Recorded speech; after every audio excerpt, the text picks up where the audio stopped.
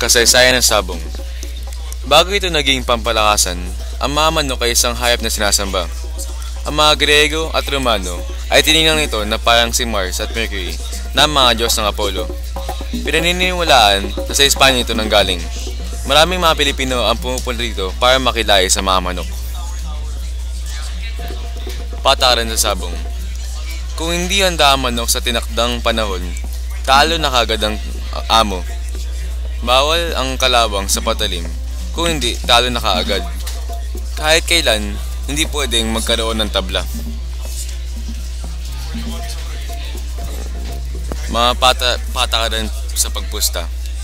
May tatlong pwedeng pagpilian sa pagpusta. Kalabasan ng laban, ang manok na mananalo, at kung mamatay ang manok.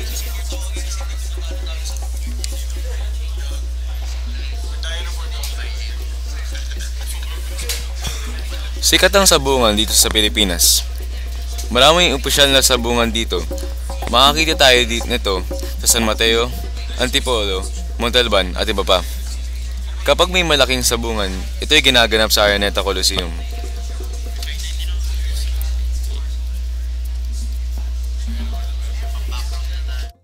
Mga mananabong. Bago laban, pinapalakas ng mananabong ang kanyang manok. Nilalagay ito sa tamang kondisyon para mabuhos ang lahat sa darating na laban. Tila malaking pera ang kailangan sa pagsasabong, kaya ibang klase ang preparasyon na ginagawa nila. Manok pang sabong. Ginagamit ng karamihan ng rooster bilang pagsabong. May iba't ibang kulay ito tulad ng puti, gray at gray. Ito ang ginagamit sa dahil sa kanyang karaniwang tapang, lakas at bilis.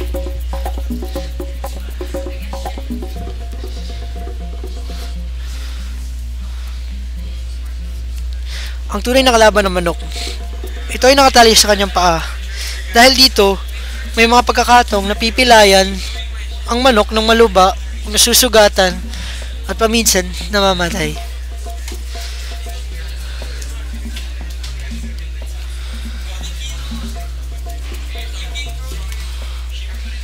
Ito ang World Slashers Cup. Ngayon, matutungayan nyo ang laban ni King Cobra at ni Jade LCC.